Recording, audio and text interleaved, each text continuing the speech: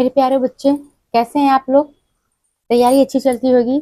UP TET भी clear है। जब मैं पढ़ रही थी तभी मैं क्लियर कर ली।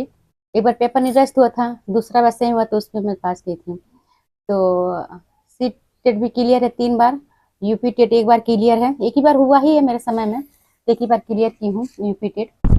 तो अब हम शुरू कर रहे हैं। कल मैं 16 तक पढ़ी थी, इसके आगे हम लोग पढ़ेंगे 17 से। कुछ पूछना हो तो कमेंट करके पूछ लीजिएगा और लाइक और सब्सक्राइब कर दीजिएगा प्लीज। शॉर्ट वीडियो में ज़्यादा हाथ से बनाया हुआ नोट्स ही पड़ता है। शॉर्ट वीडियो में वो आप लोग देख सकते हैं, पीछे का स्क्रीनशॉट लेकर पढ़ लीजिए, नहीं तो एक बार पढ़ लीजिए। उससे बाहर कुछ नहीं पूछेगा। क्वेश्चन बस घुमा घुमा के पूछता है, क्वेश्चन वही रहता है, घुमाता बहुत है, वही सेम टू सेम वही क्वेश्चन रहता है। ये नहीं कि निम्न में से कौन सी विधि अधिगम के लिए आकलन हेतु उपयुक्त है? ए है सिर्फ साल के अंत में परीक्षाएं। बी है बच्चों के प्रत्यय बुद्धि का नियमित प्रलेखीकरण। डी है मानकीकृत परीक्षण। डी है केवल प्रत्यास्मरण पर आधारित प्रश्नोत्तरी। कौन सा बी सही है इसमें? बच्चों के संग प्रत्यय बुद्धि का नियमित प्रलेखीकरण। 18 का है बच्चों के भाषा विकास किससे प्रभावित होता है? ए है केवल आनुवंशिकता से। बी है केवल पर्यावरण से। सी है आनुवंशिकता एवं पर्यावरण दोनों से। डी है न आनुवंशिकता से न पर्यावरण से। सी सही है, आनुवंशिकता एवं पर्यावरण दोनों से। इसमें सी सही 18 में। 19 का निम्नलिखित में से कौन सा सही सुमेलित युग्म है? ए है सजा और आज्ञाकारिता अभिविन्यास कानून तय नहीं है अपितु समाज की भलाई के लिए बदला जा सकता है। बी है अच्छा लड़का अच्छी लड़की अभिविन्यास दूसरों के साथ भला बनकर अनुमोदन अर्जित करता है। कानून और व्यवस्था अभिविन्यास मानव अधिकारों के मूल्य के आधार पर नैतिक सिद्धांतों को स्वयं चुना जाता है। डी है सामाजिक अनुबंधन अभिविन्यास किसी क्रिया के भौतिक परिणाम यह निर्धारित करता है कि यह अच्छा है या बुरा। इसमें बी है अच्छा लड़का अच्छी लड़की अभिविन्यास दूसरों के साथ भला बनकर अनुमोदन अर्जित करता है। दूसरा बी सही है। 19 का। 20 का कथन है तर्क, ये जोड़ा जाता है, जोड़ कर देखा जाता है कि सही बैठ रहा है कि नहीं, उसके बाद से सही और गलत का उत्तर दिया जाता है। एक बच्चे की विकास की प्रगति को उसी उम्र के बच्चों के विकास की दर से तुलना करके सटीकता से मापा जा सकता है। तर्क है विकास का स्वरूप एवं गणित सभी बच्चों के लिए एक समान होता है तथा सभी सांस्कृतिक परिवेश में समान रहता है। ए है, आप लोग कमेंट करते रहिएगा, ए और आर दोनों सही है और आर सही व्याख्या करता है ए की। बी है ए और आर दोनों सही लेकिन आर सही व्याख्या नहीं है ए की। सी है ए सही लेकिन आर गलत है। डी है ए और आर दोनों गलत है। कौन सा इसमें है? सटीकता से कुछ भी मापा नहीं जा सकता है और कोई बच्चा बाधित होता है, दृष्टिबाधित, शारीरिक क्षमता और क्षमता पाई जाती है, कई प्रकार के बच्चे रहते हैं। इसमें दोनों एक समान नहीं पाया जाता है, इस बच्चों के एक समान नहीं पाया जाता है, इसलिए दोनों गलत है। ये सही है इसका। एक बच्ची फुटबॉल खेलना सीखने से पहले कूदना एवं छलांगे मारना सीखती है। यह विकास के किस सिद्धांत को प्रदर्शित करता है? ए है शीर्षगामी। बी है समीप दूराभिमुखी। सी है परिवर्तनीयता। डी है सामान्य धारणा। इसमें बी सही है, समीप दूराभिमुखी। आगे क्वेश्चन है, निम्नलिखित में से विकास के बारे में कौन सा कथन सही नहीं है? इसमें नहीं देखना है, ध्यान से देख लीजिएगा, नहीं है। ये है विकास आनुवंशिकता एवं पर्यावरण की अंतःक्रिया का उत्पाद है। बी है विकास का कुछ हद तक पूर्वानुमान लगाया जा सकता है, किसी भी चीज का पूर्वानुमान नहीं लगाया जा सकता। सी है विकास की दर एक समान और सार्वभौमिक है। डी है विकास सामान्य से विशिष्ट की ओर होता है।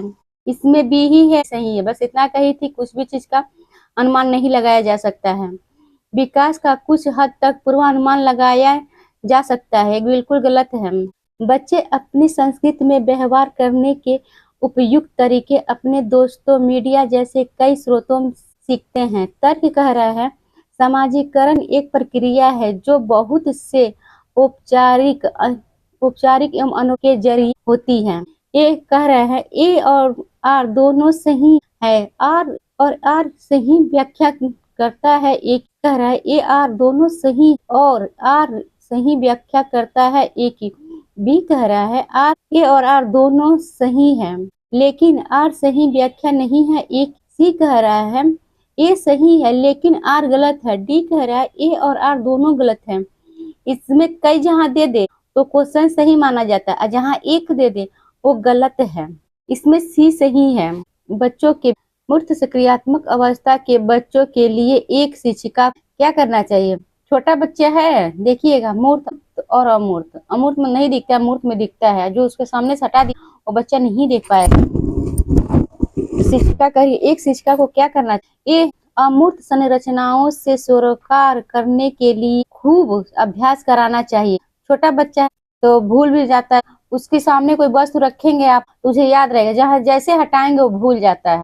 बी कह रहा है वस्तुओं और विचारों को जटिल से वर्गीकृत करने मौके मुहैया कराने चाहिए। सी कह रहा है ऐसी समस्या देनी चाहिए जो उच्च स्तर मूर्त सोच पर आधारित हो।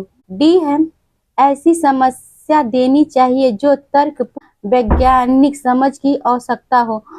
इसमें ए सही है। छोटा दिया है ए में अमूर्त संरचनाओं से सरोकार करने के लिए खूब अभ्यास कराना चाहिए। इसमें ए सही है।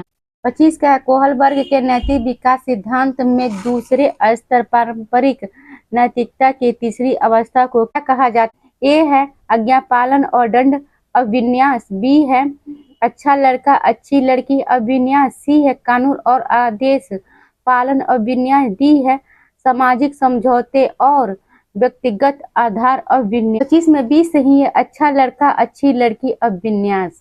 26 में है जीन पियाजे के सिद्धांत में वर्तमान स्कीमा द्वारा प्रवेश को समझ नए स्कीमा की रचना क्या कहलाती? ए है समायोजन। बी है आत्मसातीकरण। सी है अनुकूलन। डी है संगठन। 26 में ए सही है समायोजन। पियाजे के अनुसार कौन से संघ प्रत्यय कार्य रूप सूचना को संगठित और ये व्याख्यात्मक प्रतीक। बी है स्कीमा। सी अग्रिम। बी है अग्रिम संगठन। डी है संवेदी मुद्रा। कौन सा सही है? बी सही है स्कीमा। स्कीमा हर साल पूछता है, स्कीमा कहीं पे कुछ भी पूछे स्कीमा ही लगाइएगा, स्कीमा ही पूछता है ज्यादा है। निम्नलिखित में से क्या एक प्रगतिशील कक्षा की विशेषता है? ए है शिक्षिका पूरी तरह से कक्षा को नियंत्रित करती है। बी है बच्चों की भागीदारी न्यूनतम है। सी है गतिविधियां कार्य करते समय बच्चों का मूल्यांकन किया जाता है। लखनऊ में बहुत बारिश हो रही है। डी है समय सारणी और बैठने की व्यवस्था तय। कौन सा सही है? सी सही है गतिविधियां कार्य करते समय बच्चों का मूल्यांकन किया जाता है। वंचित और हाशिए स्थित समूहों की भाषा और संस्कृति को स्कूल पाठ्यक्रम से समावेशित करने से एक अध्यापक क्या सुनिश्चित कर सकता है? ए है कक्षा में समानता। बी है शिक्षा में सामान्यता। सी है सुविधा वंचित समूहों के प्रति सहानुभूति गलत त्रिकर्षा। जहाँ सहानुभूति दे दो गलत, समानुभूति सही रहता है, सहानुभूति गलत होता है। डी विशेषतः सुविधा वंचित समूहों के लिए व्यवसायिक शिक्षा। कौन सा सही है? इसमें बी सही है शिक्षा में सामान्यता। बी सही है 29 का। अब लास्ट क्वेश्चन है, लाइक और सब्सक्राइब कर दीजिएगा। तीसरा लास्ट क्वेश्चन है पर्याप्त समर्थन प्रदान करने के बावजूद एक कक्षा में एक विद्यार्थी गणितीय क्रियाओं को समझने में निरंतर चुनौतियों का सामना करता है। ए है सौलीनता। बी है गणितीय विकल्प। सी है आलेखी की विकल्प। डी है पठन विकल्प। दो बी सही है गणितीय विकल्प।